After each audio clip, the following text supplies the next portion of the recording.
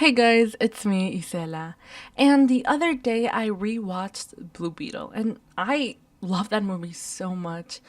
It's just so great, and seeing so much Mexican influence in a superhero movie just, oh, my heart. But I do say that my favorite scene of that whole movie has to be when they allude to the grandma having fought in the revolution. And to me it was a special moment because I thought she was an Adelita.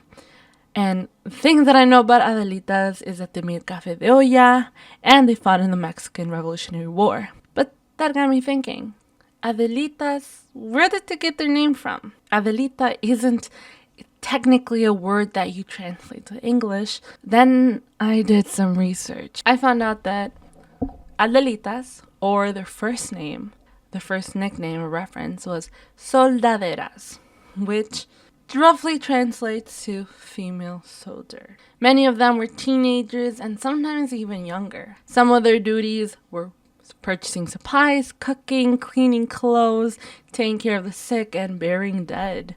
Yet others not only did that, but also fought with soldiers, generals, and colonels.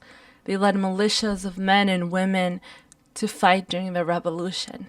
And Adelitas are regiments of only women who took part in secret spy missions, brought ammunition to the front lines while dodging bullets. Like I mentioned, the original name of the Adelitas was Soldaderas, or female soldiers.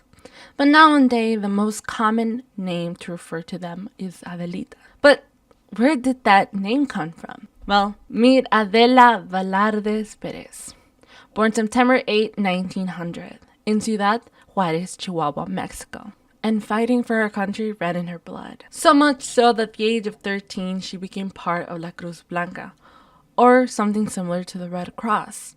There she became a nurse, and at the age of 14 or 15, she joined the military and was a nurse in the front lines, where she served in the División del Norte, or the North Division. Adela fought battles in Zacatecas, Chihuahua, Morelos, Aguascalientes, and Mexico City. Many people described her as friendly, bold, smart, and brave.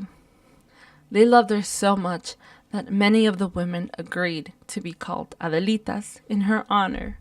A lot of men wanted to marry her, but she turned them all down to focus on the task in hand, which was fighting the revolution.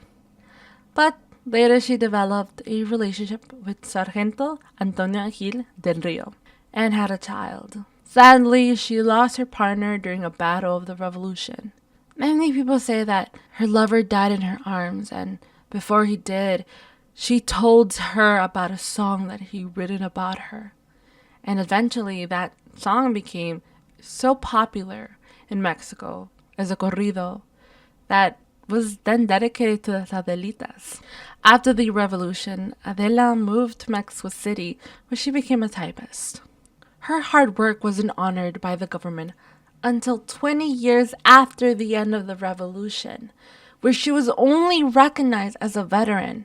And I say that because after 60 years of the end of the revolution, was she formally recognized and was given a pension, which according to many accounts, this hero from the Mexican Revolution era was living in what was basically poverty. Adela lived her final years with Coronel Alfredo Villegas, an old military companion. Adela died in 1971 and was laid to rest in San Felipe Cemetery in El Del Rio, Texas. Adela became the face of many women during the revolution and their hard work. So many like Adela were recognized until many, many years later.